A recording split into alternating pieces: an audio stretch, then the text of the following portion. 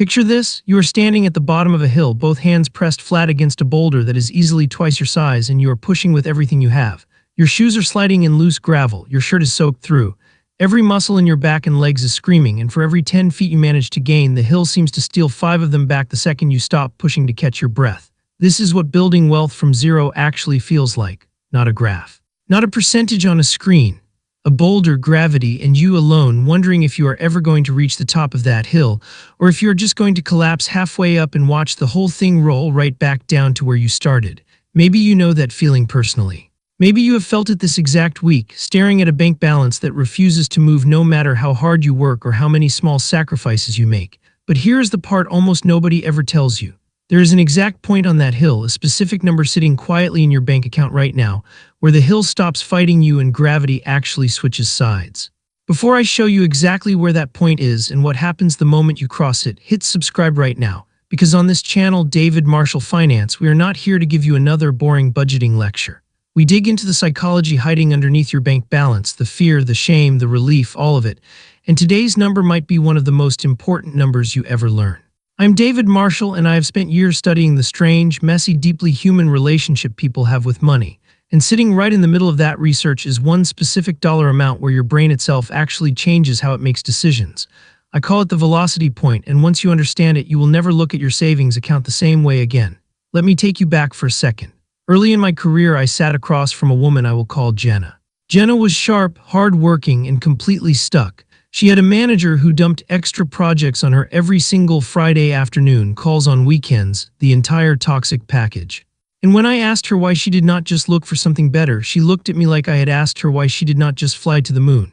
She had $1,100 in her checking account. That was it. That was her entire cushion between her and disaster. And when your account looks like that, your brain does not calculate opportunity, it calculates survival. This is what I call survival brain, and it is not a character flaw, it is biology. When your balance is thin, your brain treats every financial decision the same way it would treat a predator in the bushes. Fight or flight kicks in, except now it looks like staying in a job you hate, saying yes to a boss who disrespects you, or making every single decision out of fear instead of strategy. This is a well-documented pattern in behavioral finance called scarcity mindset, and it is brutal because scarcity does not just drain your bank account, it narrows your entire field of vision. Researchers who study scarcity and decision-making have compared the mental toll of constant financial stress to losing an entire night of sleep, every single day, week after week. Now, most financial advice stops at the emergency fund. Save $1,000, they say, or 3 months of expenses and call it a day. And do not get me wrong, that first $10,000 is genuinely important. It is disaster protection. It means a blown tire or a surprise medical bill does not turn into a spiral of credit card debt. But here is the truth nobody talks about. $10,000 protects you from disaster. It does not give you leverage. It does not change your brain chemistry. It does not shift you from playing defense to playing offense. For that, you need to keep pushing the boulder considerably further up that hill. So where exactly does that shift happen? I have looked at the psychology. I have run the math on countless real household balance sheets, and the answer keeps landing in the same narrow window, somewhere between $20,000 and $25,000 in liquid savings. Not your retirement account, not your home equity. Actual cash or cash equivalents you could access tomorrow if you truly needed to. I call this specific window the velocity point, and it is the moment your financial boulder finally crests the hill. Below that number, every dollar you save feels like it disappears into a void, swallowed by rent, groceries, gas, and the sheer grinding effort of staying afloat. Above that number, something strange happens. Compound momentum kicks in. Your money stops being a static pile you slowly add to and starts becoming a machine that generates its own growth that is finally large enough to notice, large enough to matter, large enough to change how you feel opening your own banking app in the morning. This is not motivational fluff, this is math. Let me walk you through exactly how it works, because the acceleration hiding inside these numbers is genuinely one of the most satisfying things I have ever calculated. Let's follow one person through this, a guy I will call Marcus. Marcus is 31 years old, works a completely normal job, nothing glamorous, and decides he is done feeling behind. He commits to one simple habit, putting $1,000 a month into a diversified portfolio of broad market index funds, the kind of boring, unglamorous investment that has historically averaged around 8% a year. No stock picking, no chasing trends, just consistent contributions and time doing the heavy lifting. Here is Marcus's first milestone. Starting completely from zero, it takes him 19 months of steady saving and compounding to reach his first $20,000. 19 months. That is a year and a half of watching a number creep upward so slowly it barely feels real, month after month of direct deposits, of resisting the urge to spend, of quietly wondering if any of this is actually working. There were nights Marcus sat with his banking app open, staring at a balance that still felt embarrassingly small, wondering if he was just one of those people this whole compounding thing was never going to work for. That doubt is real, and almost everyone who eventually crosses the velocity point remembers feeling exactly that same way right before they got there. But here is where it gets interesting, and honestly, this is the exact part that made me want to make this video in the first place. How long do you think it takes Marcus to save his second $20,000, going from $20,000 up to $40,000 total? If saving were purely linear, you would expect another 19 months, right? Same effort, same amount, same time, but it does not take 19 months. It takes 17, 2 full months faster purely because of compound momentum. That first $20,000 is not just sitting there anymore. It is working, generating its own returns every single month, stacking on top of Marcus's regular contributions like a second employee he never had to hire and never has to pay a single salary. This is the positive feedback loop sitting at the heart of investing money earning money, which then earns even more money in a cycle that keeps tightening on itself. One quick note here because it matters. If Marcus keeps this money inside a tax-advantaged account, something like a 401k or a Roth IRA, this compounding happens even faster in real terms because none of that growth gets nibbled away by taxes every single year, the way it might in a normal taxable brokerage account. Same 8%, same math, just less friction slowing it down. Now stay with me because the acceleration only gets more dramatic from here. Let's fast forward to the point where Marcus's portfolio reaches $400,000. At that scale, how long do you think it takes him to generate his next $20,000? Not 17 months, not even 5 months. 5 months at $400,000 to generate the exact same $20,000 chunk that once took Marcus a full year and a half of grinding from a dead stop. This is what I mean when I say money goes to money, not as some conspiracy designed to keep regular people out, but as a simple option multiplier. The same physics that once worked against Marcus while he was pushing that boulder up a hill from a complete stop now works entirely in his favor, and it never once asks him to work harder, only to stay consistent and let the compounding frequency of his account do exactly what it was mathematically built to do. Now here is a question that might sound strange. If both of these returns are technically the same percentage, why does one feel like nothing and the other feel like everything? Think about a 10% return on $2,000. 10% of $2,000 is $200. $200 is nice, sure, but if you're being honest, it barely registers. It might cover one grocery run or a couple of tanks of gas. It does not feel like progress. It feels like rounding error. Now take that exact same 10% return, but apply it to $20,000 instead. 10% of $20,000 is $2,000. $2,000 is not a rounding error. $2,000 is a car repair handled without blinking, a flight home for the holidays, a meaningful dent in old debt, real visible motivating progress generated by the exact same percentage as before. This is not just a psychological trick your mind is playing on you. It is a completely rational response because the actual purchasing power behind that return has changed, even though the percentage on paper looks identical. This is what I call the scale shift, and it explains something that confuses a lot of people early in their financial journey.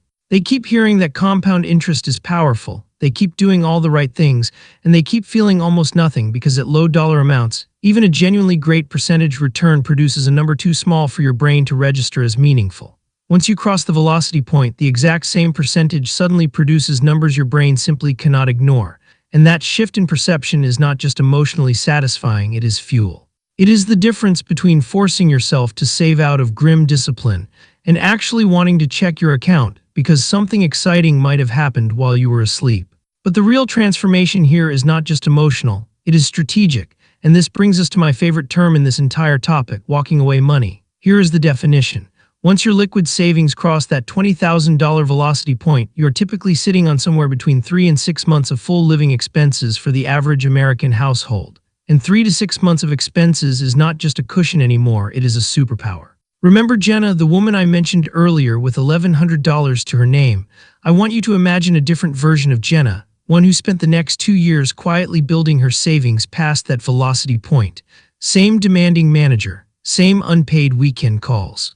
But now, when her manager pushes another unreasonable request onto her plate, something in Jenna has changed, and it is not her personality, it is her bank balance. She can say no. She can ask for a raise and actually mean it, because if the answer is no, she is not stuck, she has options. She can walk into that manager's office and calmly explain exactly what she needs, because for the first time, the fear that used to control every single financial decision she made has finally lost its grip on her. This is walking away money in action, and it fundamentally rewires your negotiating position in life. You stop begging for permission and start operating from leverage. Employers, whether they admit it out loud or not, can sense the difference between someone who feels trapped and someone who has real options.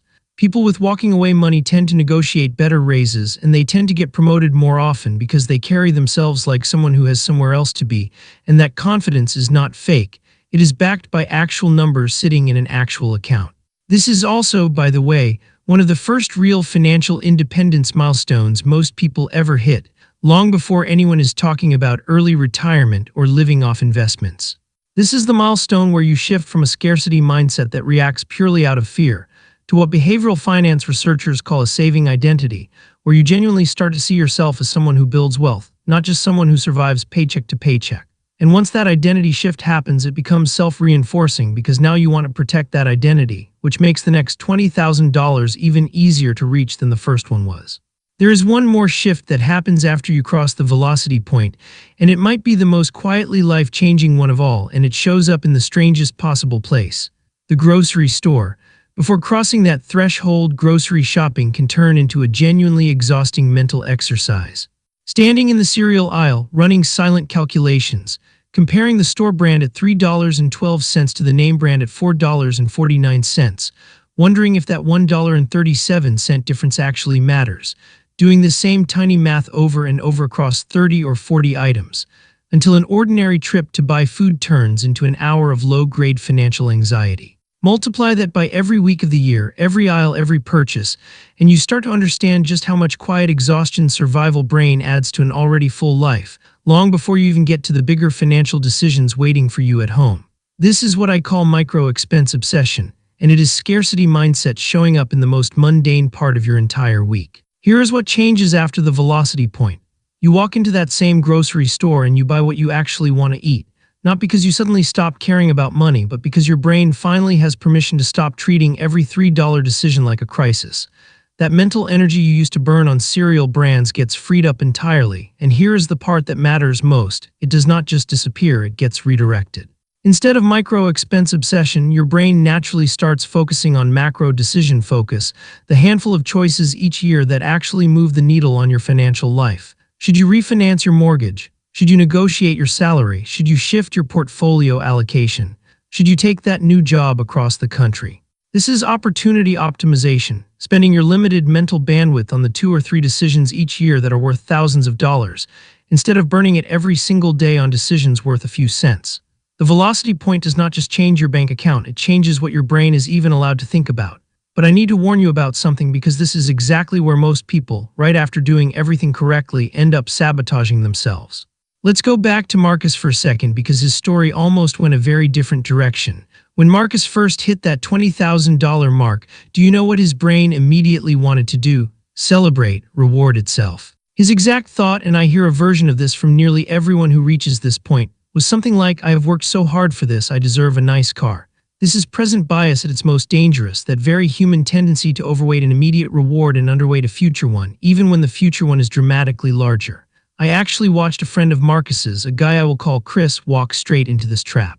Chris hit his own $20,000 velocity point around the same time Marcus did, felt exactly the same urge to celebrate, and put almost all of it down on a brand new truck. His new truck payment alone ran him close to $700 a month before insurance, and that single decision quietly erased nearly 2 years of discipline saving in one signature at a dealership desk. Marcus resisted. Chris did not. Let me show you the real cost of that decision, because when I sat down and actually ran these numbers myself, they honestly stopped me in my tracks. Across a typical working career, the average person spends well over $400,000 total on car payments, insurance, and depreciation combined, $400,000, largely on a rotating series of vehicles that are worth less every single year they own them. Now compare that to what that same money could have become if it had simply stayed invested in compounding instead.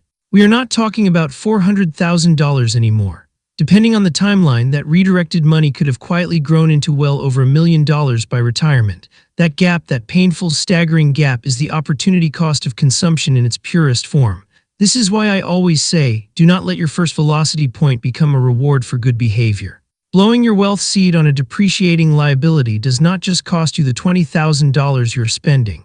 It costs you every single dollar of compound momentum that money would have generated for the next 20, 30, or even 40 years. It resets your boulder right back down to the bottom of the hill, and you get to start pushing all over again, except this time you know exactly what you gave up. Chris knows that now too. Marcus, meanwhile, kept climbing, so let's bring this all together. Remember Marcus, 19 months to his first $20,000, sitting there some nights wondering if any of it was working. Remember Jenna, trapped with $1,100 until the day her own velocity point finally handed her real leverage. Their stories are not rare. They are the norm, quietly playing out in millions of bank accounts across the country right now, including maybe yours. There is a real measurable velocity point sitting somewhere between $20,000 and $25,000 in your liquid savings.